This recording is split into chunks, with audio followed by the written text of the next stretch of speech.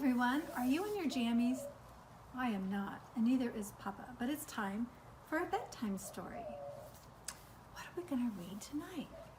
Ooh, it's Cinderella Bedtime for Gus. Gus is a mouse. He's kind of a plump mouse. Okay. Cinderella looked out her bedroom window as the sun was setting over the horizon. The sky was golden and orange. Ooh, that's James's favorite color. In the distance, the clock in the tower of the castle read 8 o'clock. Cinderella leaned over and tapped gently on the walls of her attic room. "Bedtime, everyone," she called. Jack, Susie, Gus, and the other mice hurried out of their mouse hole. Cinderella did all of the household chores in her wicked stepmother's house. She never had time for fun, so the birds and the mice were her only friends. "Bedtime already?" Jack cried. Bedtime?" Gus asked. Gus was Cinderella's newest mouse friend. She had just rescued him from a trap that morning. "Bedtime, Gus," Susie exclaimed. "Close eyes and fall asleep." Gus looked confused. He closed his eyes and started to tip over. He's pretty cute, but he should not sleep on that spool of thread. Okay, let's see what happens. Jack caught him. "Not fall, Gus," he said. "Fall asleep, like this." He put his head on his hands and pretended to snore. Cinderella laughed. "Falling asleep isn't all there is to bedtime," she said. Gus had never lived in a house before. "We'll have to teach him about getting ready for bed." Okay, the other mice cried. "Show Gus." "First," Cinderella said, "you have to put on your pajamas." She went over to her dresser and pulled out a tiny pair of striped pajamas for Gus. "Here, try these on." Soon all the mice were in their pajamas. Gus even wore a pair of cozy slippers. Well, now I like cozy slippers.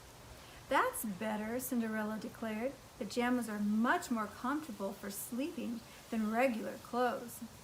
Gus nodded. Gus loves pajamas," he exclaimed. Gus wears pajamas all the time." Cinderella smiled.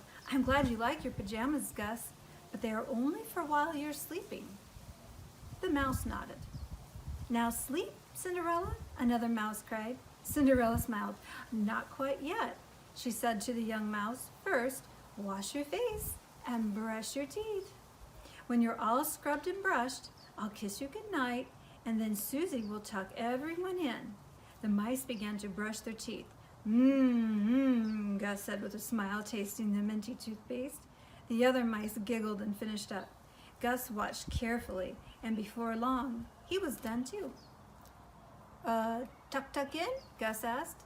Jack pulled him toward the wash basin. "Not yet, Gus," he said. He handed him some soap. Gus watched the other mice wash their faces with tiny claws and patted themselves dry with the rags. Then he did the same. When the mice were all neat and clean, Cinderella kissed them goodnight. It was time for everyone to go to sleep. "Follow me," Jack told Gus. He ran over to his little bed and hopped in. Then he pointed to the bed next to him. "That's your bed," he said. Gus grinned and got under the covers. Susie tucked in each of the mice.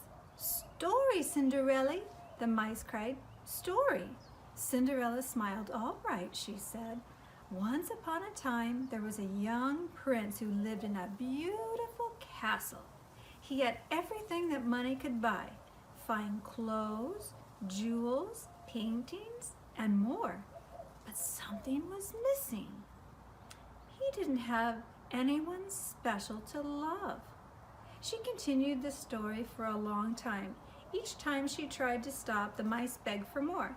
After a while, they couldn't keep their eyes open anymore. It was just too late. When the last mouse had fallen asleep, Cinderella tiptoed to her own bed and climbed in, still thinking about the bedtime story. Dreaming up tales made her forget her life of chores. Gus began to snore. Cinderella giggled and pulled up her covers. She glanced once more at the clock on the castle tower. "Oh my," she murmured sleepily. "If the mice had their way, I'd be telling tales until midnight." It's very late. Oh, look, their little feet are hanging out of their covers. Okay, what happens next?